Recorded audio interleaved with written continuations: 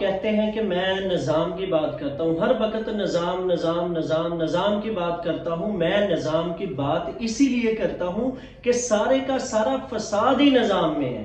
یہ جو نظام جمہوریت ہے نا، جو کوئی بھی نظام ہو، خواہ وہ جمہوریت ہو، آمریت ہو یا کوئی بھی نظام ہو، جو خلافت کے بغیر نظام ہے نا، جو نبی صلی اللہ علیہ وآلہ وسلم ہمیں نظام دے کے گیا، جو اللہ تعالیٰ نے ہمارے لیے وضع کیا، اس نظام کے علاوہ کوئی بھی نظام ہوگا وہ فساد ہے۔ میں اسی لیے نظام کی بات کرتا ہوں کہ یہ جو لوگ جن کو آپ ووٹ کرتے ہیں، جن کو آپ سلیکٹ کر کے ایوانوں میں بھیجتے ہیں، وہ ایوانوں میں جا کے، وہ پارلیمنٹ میں جا کے بیٹھ کے ہمارا دین بدلتے ہیں۔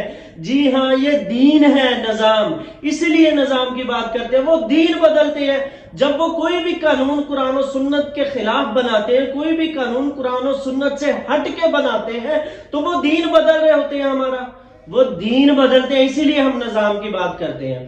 دیکھیں کہ جب اللہ تعالیٰ، دیکھیں قرآن میں اللہ تعالیٰ فرماتا ہے کہ چور کے ہاتھ کاٹو، زانی کو سنسار، یہ کیا کہہ رہے ہیں اللہ تعالیٰ ہمیں؟ اللہ تعالیٰ قانون بتا رہے ہیں ہمارا، تو یہ قوانین تو یہ ان کے گھر کی لونڈی ہوتی ہے، یہ جگیرداروں کی اس نظام میں یہی ہے۔ تو جب وہ قانون کوئی بدلتے ہیں، وہ اپنے لیے قانون اور دوسروں کے لیے قانون اور، تو یہی تو نظام ہے۔ یہ نظام ہی دین ہوتا ہے جو ہمارا نظام ہے۔ ہم دیکھیں کہ ہم نے اپنا جو دین ہے وہ ان ڈاکوؤں، چوروں، لٹیروں، حکمرانوں کے حوالے کر دیا ہے، اور ہم مسجدوں میں لے کے بیٹھے ہیں نماز، روزہ، مذہب سارا مسجدوں میں۔ آپ دیکھیں کہ ہم کن کو اچھا سمجھتے ہیں آج کے دور میں؟ چلے مسجد کے امام کو ہم لوگ اچھا سمجھتے ہیں نا، کہ ایک مسجد کا امام ہے، وہ ہمیں نماز پڑھاتا ہے، وہ جمعہ پڑھاتا ہے، وہ اچھا ہے، اسے ہم نے صرف اور صرف مذہب دیا ہے۔ جو ہمارا دین ہے، جو ہمارا نظام زندگی ہے، وہ ہم نے ان چوروں، ڈاکوؤں، لٹیروں، زانیوں، شرابیوں، منافقوں کے حوالے کیا ہوا ہے۔ تو اسی لیے ہم نظام کی رٹ لگاتے ہیں کہ ان چوروں، ٹھگوں کو اٹھائیں اور ایوانوں سے باہر پھینکیں، اللہ اور اس کے رسول کے دین کو نافذ کریں، تبھی ہم بھلائی پائیں گے۔ تو اللہ تعالیٰ کہہ رہے ہیں کہ میں نے اس دین کو پسند کیا ہے، نظام کو، اس نظام کو اللہ تعالیٰ کہہ رہے ہیں کہ میں نے پسند کیا ہے۔ تو کیا ہم اس نظام کی طرف تو آ نہیں رہے؟ پھر ہم روتے ہیں یہ فلاں ہو گیا جی، پھر ہوتے رہے۔ دیکھیں وہ کفار ہیں، وہ تو آئے دن کبھی نعوذ باللہ نبی صلی اللہ علیہ وسلم کے بارے میں وہ الٹا سیدھا بولتے ہیں۔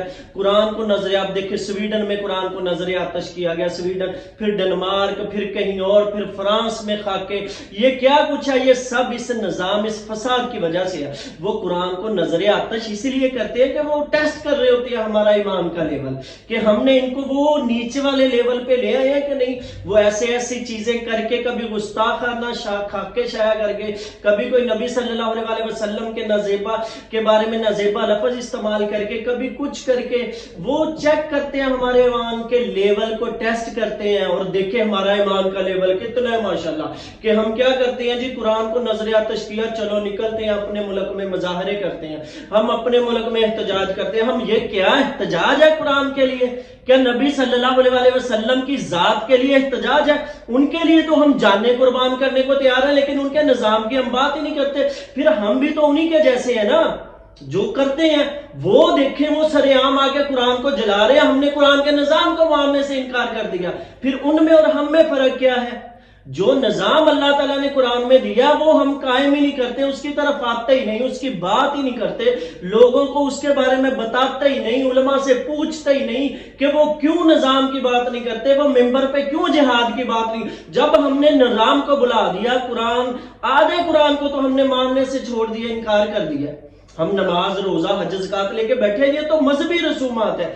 نماز تو میرا انفرادی معاملہ ہے، نظام اجتماعی معاملہ ہے تمام امت مسلمہ کا۔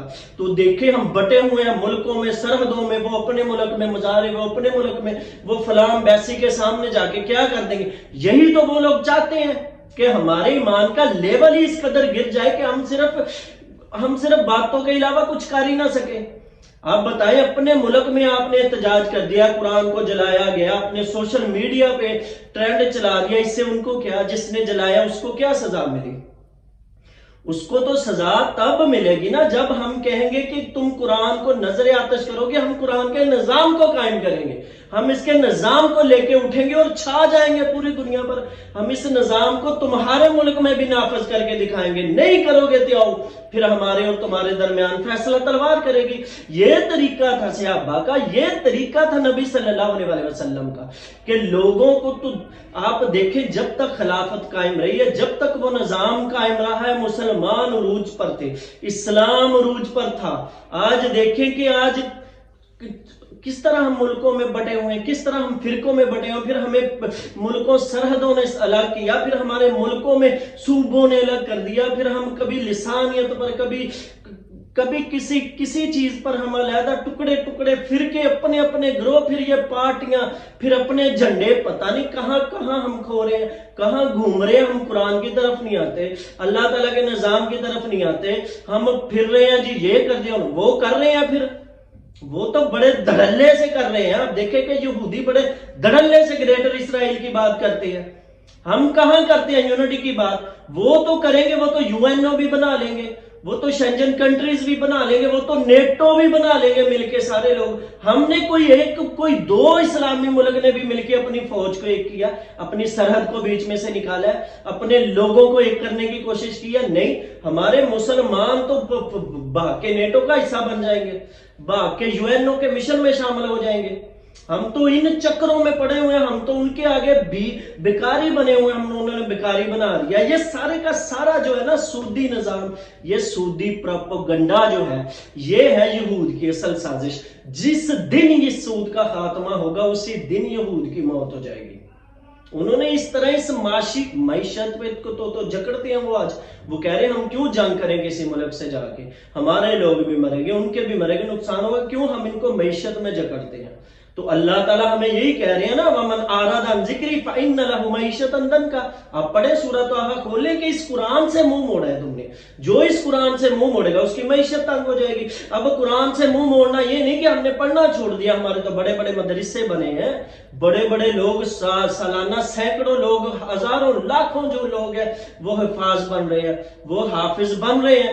لیکن ہم نے جو چھوڑا ہے نا, جس سے راج کیا ہے, وہ نظام ہے قرآن کا, کہ ہم نے اس نظام کو چھوڑ دیا, اس لیے ہم نے قرآن کو چھوڑ دیا. ہم ڈرتے ہی نہیں ہیں. ہم یہ تو دعویٰ کرتے ہیں کہ نبی صلی اللہ علیہ وسلم قیامت کے دن ہماری شفاعت کریں گے. وہ ضرور شفاعت کریں گے, وہ ضرور ہماری شفاعت کریں گے, لیکن یہ بھی بتائیں نا کہ وہ شکایت بھی کریں گے. آپ اٹھائے سورہ فرقان, آپ آیت نمبر 30 کھولیں اور پڑھیں. نبی صلی اللہ علیہ وسلم شکایت کریں گے, ربی ان قوم اتخذوا ھذا القرآن مہجورا, کہ اے میرے اللہ یہ وہ لوگ ہیں, یہ میری امت کے وہ لوگ ہیں جنہوں نے قرآن کو چھوڑ رکھا تھا. اب دیکھیں کہ ہم نے قرآن کو کس طرح چھوڑا ہے. نہ پڑھتے ہیں, نہ سمجھتے ہیں, نہ اس پر عمل کرتے ہیں, نہ ہماری زندگیاں اس کے مطابق ہے, نہ ہماری زندگیاں نبی صلی اللہ علیہ وسلم کی سنت کے مطابق ہے. پھر ہم روتے ہیں مہنگائی کو, پھر ہم روتے ہیں معیشت کو. وہ اللہ کے بندو, ایک اللہ تعالیٰ نے نظام دیا, ایک اللہ تعالیٰ نے کلام دیا, اللہ تعالیٰ نے سب کچھ دے دیا. پھر